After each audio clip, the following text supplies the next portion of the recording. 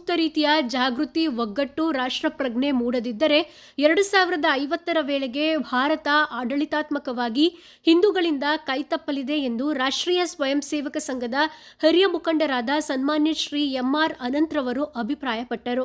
ರಾಷ್ಟ್ರೀಯ ಸ್ವಯಂ ಸೇವಕ ಸಂಘಕ್ಕೆ 100 ವರ್ಷ ಸಂದಿರೋ ಹಿನ್ನೆಲೆಯಲ್ಲಿ ಹಲವು ಹಿಂದೂಪರ ಸಂಘಟನೆಗಳು ಯಲಹಂಕ ಕ್ಷೇತ್ರ ಬಿಜೆಪಿ ಸಿಂಗನಾಯಕನಹಳ್ಳಿ ಗ್ರಾಮದ ಬಿಜೆಪಿ ಮುಖಂಡರ ಸಹಯೋಗದೊಂದಿಗೆ ಸಿಂಗನಾಯಕನಹಳ್ಳಿ ಗ್ರಾಮದ ಪುನೀತ್ ರಾಜ್ಕುಮಾರ್ ಸಭಾಂಗಣದಲ್ಲಿ ಸೋಮವಾರ ಸಂಜೆ ಆಯೋಜಿಸಿದ್ದ ಬೃಹತ್ ಹಿಂದೂ ಸಮಾಜೋತ್ಸವ ಸಮಾರಂಭದಲ್ಲಿ ಮುಖ್ಯ ಅತಿಥಿಯಾಗಿ ಪಾಲ್ಗೊಂಡು ಮಾತನಾಡಿದರು. ಕಾರ್ಯಕ್ರಮವನ್ನು ಉದ್ದೇಶಿಸಿ ಶಾಸಕರಾದ ಸನ್ಮಾನ್ಯ ಶ್ರೀ ಎಸ್.ಆರ್. ವಿಶ್ವನಾಥ್ ರವರು ಮಾತನಾಡಿ, ಹಿಂದೂ ಸಮಾಜೋತ್ಸವವನ್ನು ಯಲಹಂಕ ಕ್ಷೇತ್ರದ ನಗರ ಪ್ರದೇಶದ ಪ್ರತಿ ವಾರ್ಡ್, ಗ್ರಾಮೀಣ ಭಾಗದಲ್ಲಿ ಪ್ರತಿ ಹಳ್ಳಿಯ ಮಟ್ಟದಲ್ಲಿ ಅತ್ಯಂತ ವಿಜೃಂಭಣೆಯಿಂದ ಆಚರಿಸಲಾಗಿದೆ ಎಂದು ತಿಳಿಸಿದರು. ಆದಿಚುಂಚನಗಿರಿ ಬೆಂಗಳೂರು ಶಾಖಾ ಮಠದ ಮುಖ್ಯಸ್ಥರಾದ ಸನ್ಮಾನ್ಯ ಶ್ರೀ ಸೌಮ್ಯನಾಥ ಸ್ವಾಮೀಜಿರವರು ಮಹತ್ವದ ಈ ಕಾರ್ಯಕ್ರಮದ ದಿವ್ಯ ಸಾನ್ನಿಧ್ಯ ವಹಿಸಿದ್ದು ಆಶೀರ್ವಚನ ನೀಡಿದರು. ಕಾರ್ಯಕ್ರಮದಲ್ಲಿ ಹಿಂದೂ ಸಮಾಜೋತ್ಸವ ಸಮಿತಿಯ ಅಧ್ಯಕ್ಷರಾದ ಶ್ರೀ ಟಿ.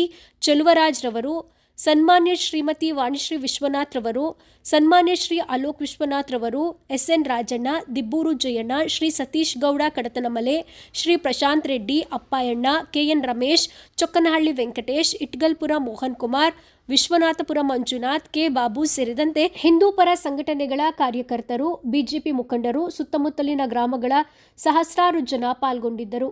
ಹಿಂದೂ ಸಮಾಜೋತ್ಸವದ ವೇದಿಕೆ ಕಾರ್ಯಕ್ರಮಕ್ಕೂ ಮುನ್ನ ಸಿಂಗನಾಯಕನಹಳ್ಳಿ ಗ್ರಾಮದಾದ್ಯಂತ ವಿವಿಧ ಜಾನಪದ ಕಲಾ ತಂಡಗಳ ಕಲಾ ಪ್ರದರ್ಶನದ ನಡುವೆ ಭಾರತಾಂಬೆ, ಮೈಲಪ್ಪನಹಳ್ಳಿ ಮತ್ತು ಹೊನ್ನೇನಹಳ್ಳಿ ಗ್ರಾಮಗಳ ಗ್ರಾಮ ದೇವತೆಗಳು ಸೇರಿದಂತೆ ಹಿಂದೂ ಧರ್ಮದ ಹಲವು ದೇವರುಗಳ ಬೃಹತ್ ಶೋಭಾಯಾತ್ರೆ ನಡೆಸಲಾಯಿತು. ಬೃಹತ್ ಶೋಭಾಯಾತ್ರೆಯಲ್ಲಿ ಹಿಂದೂಪರ ಸಂಘಟನೆಗಳ ಸಹಸ್ರಾರು ಕಾರ್ಯಕರ್ತರು, ಬಿಜೆಪಿ ಮುಖಂಡರು, ಸುತ್ತಮುತ್ತಲಿನ ಗ್ರಾಮಗಳ ಭಕ್ತಾದಿಗಳು ಸೇರಿದಂತೆ ಸುಮಾರು 5,000ಕ್ಕೂ ಹೆಚ್ಚು ಮಂದಿ ಪಾಲ್ಗೊಂಡಿದ್ದು ಸಿಂಗನಾಯಕನಹಳ್ಳಿ ಗ್ರಾಮದ ಇತಿಹಾಸದಲ್ಲಿ ಹೊಸ ಮೈಲಿಗಲ್ಲು ಸೃಷ್ಟಿಸಿತು. ಈ ವೇಳೆ ಹಿಂದೂ ಜಾಗೃತಿ ಸಂದೇಶ ಹೊತ್ತ ವಿವಿಧ ಘೋಷಣೆಗಳನ್ನು ಕೂಗಿ ಜಾಗೃತಿ ಮೂಡಿಸಲಾಯಿತು.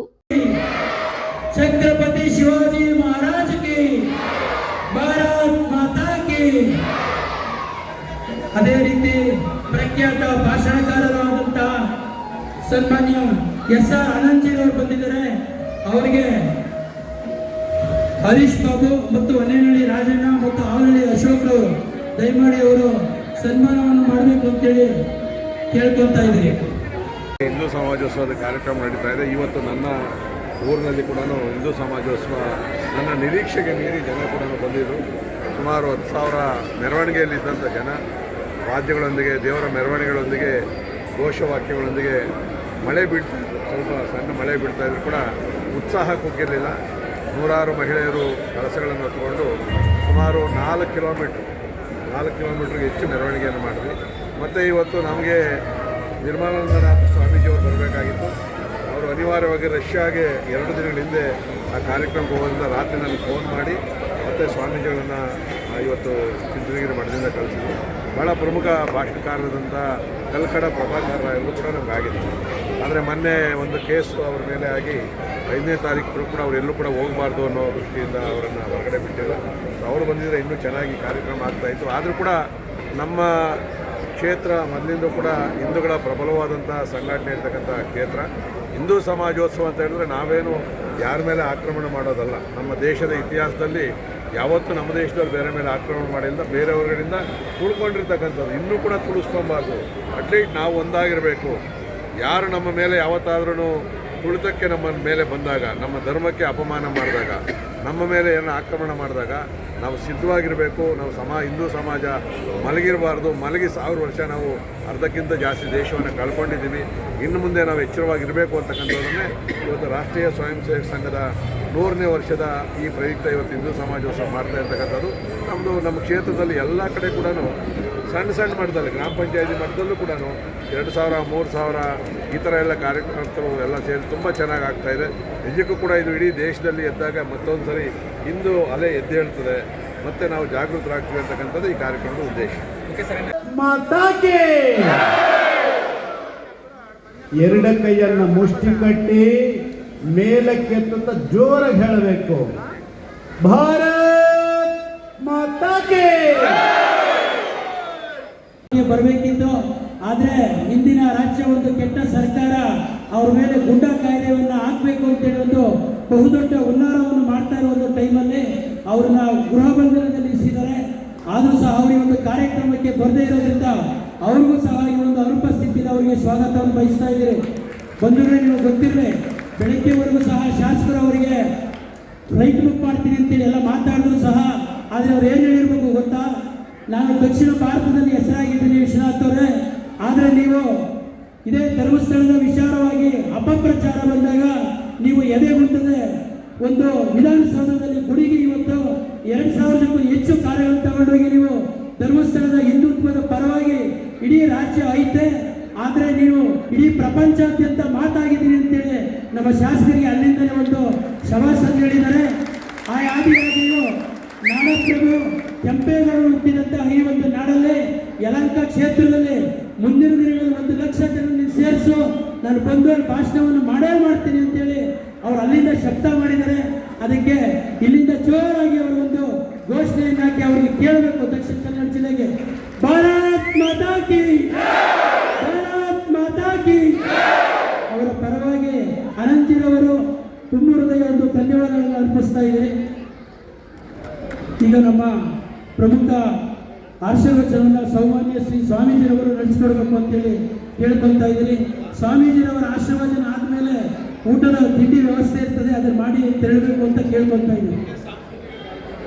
ಇದಾದಮೇಲೆ ಸಾಂಸ್ಕೃತಿಕ ಕಾರ್ಯಕ್ರಮ ಮತ್ತೆ ಮುಂದುವರಿತದೆ. ಇಡೀ ದೇಶದಾದ್ಯಂತ ಅದರ ಕರ್ತವ್ಯ, ಅದರ ನಿಷ್ಠೆ, ಅದರ ಸೇವೆ, ಅದರ ತ್ಯಾಗ, ಅದರ ಆಸಕ್ತಿ ಎಲ್ಲವನ್ನು ಜನರಿಗೆ ತಿಳಿಸಬೇಕು. ಇನ್ನು ಮುಂದೆಯೂ ಸಹ ಇದೇ ರೀತಿ ಉತ್ತಮವಾದಂಥ ಸೇವೆಯನ್ನು ಮಾಡಬೇಕು.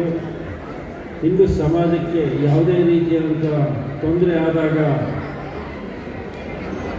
ಸ್ವಂತ ನಿಂತು ಹೋರಾಟವನ್ನು ಮಾಡಿ ಅದನ್ನು ನಿಲ್ಲಿಸಬೇಕು ಅನ್ನುವಂಥ ಸಂಕಲ್ಪದಿಂದ ಇಡೀ ದೇಶದಾದ್ಯಂತ ಹಿಂದೂ ಸಮಾಜೋತ್ಸವ ಕಾರ್ಯಕ್ರಮ ನಡೀತಾ ಇದೆ. ನಗರಗಳಲ್ಲಿ, ಗ್ರಾಮೀಣ ಪ್ರದೇಶಗಳಲ್ಲಿ ಎಲ್ಲ ಕಡೆ ನಡೀತಾ ಇದೆ. ನಾನು ಸಹ ಇದು 3ನೇ ಕಾರ್ಯಕ್ರಮ, ಇನ್ನೂ 4-5 ಕಡೆ ಹೋಗುವಂಥ ಸನ್ನಿವೇಶ ಇದೆ. ಇಡೀ ವಿಶ್ವದಲ್ಲಿ ಹಿಂದೂ ಸಮಾಜ ಅಂತಂದರೆ ಇಡೀ ದೇಶಕ್ಕೆ ಮಾದರಿ. ಅವರ ಸಜ್ಜನಿಕೆ, ತ್ಯಾಗ, ಸೇವೆ,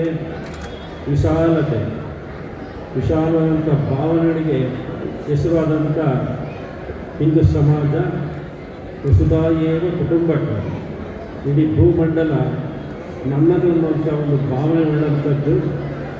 ಆದರೆ ಹಿಂದೂ ಸಮಾಜಕ್ಕೆ ಹಿಂದಿನಿಂದ ಆದಂಥ ತೊಂದರೆಗಳನ್ನು ಯಾರೂ ಮರೆಯೋಕ್ಕಾಗಲ್ಲ. ದೇವಾಲಯಗಳಿಗಾದಂಥ ತೊಂದರೆ, ಮಠಗಳಿಗೆ ಆದಂಥ ತೊಂದರೆ, ಹಿಂದೂ ಸಮಾಜಕ್ಕೆ, ಹಿಂದೂ ಜನಾಂಗಕ್ಕೆ ಆದಂಥ ಅನಾನುಕೂಲ ತೊಂದರೆಗಳನ್ನು ಯಾರೂ ಸಹ ಮರೆಯೋಕ್ಕಾಗಲ್ಲ. ಅಂತಹ ದೊಡ್ಡ ದೊಡ್ಡ ಕೆಟ್ಟ ಘಟನೆಗಳನ್ನು ನಾವು ಇತಿಹಾಸದಲ್ಲಿ ನೋಡ್ತಾ ಇರ್ತೀವಿ. ಸ್ವಯಂ ಸೇವಾ ಸಂಘ ಎಲ್ಲ ಕರ್ತರು, ಎಲ್ಲ ಸೇವಾಕರ್ತರು, ಸ್ವಯಂ ಸೇವಾ ಸಂಘದ ಎಲ್ಲ ಸೇವಾಕರ್ತರು ಅವರು ಯಾರ ಪ್ರೇರಣೆಯಿಂದ ಬಂದಂಥವರಲ್ಲ.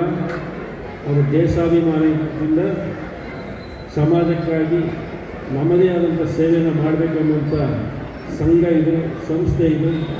100 ವರ್ಷಗಳಲ್ಲಿ ಯಾವುದೇ ಒಂದು ಕೆಟ್ಟ ಹೆಸರನ್ನು ತೆಗೆದುಕೊಳ್ಳದೆ ಉತ್ತಮವಾದಂಥ, ಎಲ್ಲರೂ ಅಭಿನಂದಿಸ್ತಕ್ಕಂಥ, ಎಲ್ಲರೂ ಇಷ್ಟಪಡ್ತಕ್ಕಂಥ ಒಂದು ಸಂಘ. ಅದು ನಿರಂತರವಾಗಿ ಕೇವಲ ಸಮಾಜಕ್ಕಾಗಿ ಸೇವಾ ಮನೋಭಾವನೆಯಿಂದ, ತ್ಯಾಗ ಮನೋಭಾವನೆಯಿಂದ ಹಿಂದೂ ಸಮಾಜಕ್ಕೆ, ಭವ್ಯ ಪರಂಪರೆಗೆ, ಹಿಂದೂ ಜನಾಂಗಕ್ಕೆ ಯಾವುದೇ ರೀತಿಯಾದಂಥ ತೊಂದರೆ ಆದಾಗ ಮುಂದೆ ನುಗ್ಗಿ ಧೈರ್ಯದಿಂದ ಅದರ ಬಗ್ಗೆ ಹೋರಾಡ್ತಕ್ಕಂಥ ಮನೋಭಾವನೆಗಳನ್ನು ಬೆಳೆಸ್ಕೊಂಡಿರ್ತಕ್ಕಂಥದ್ದು.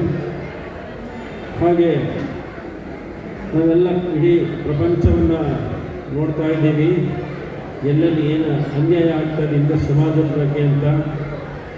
ಬಾಂಗ್ಲಾದೇಶದಲ್ಲಿ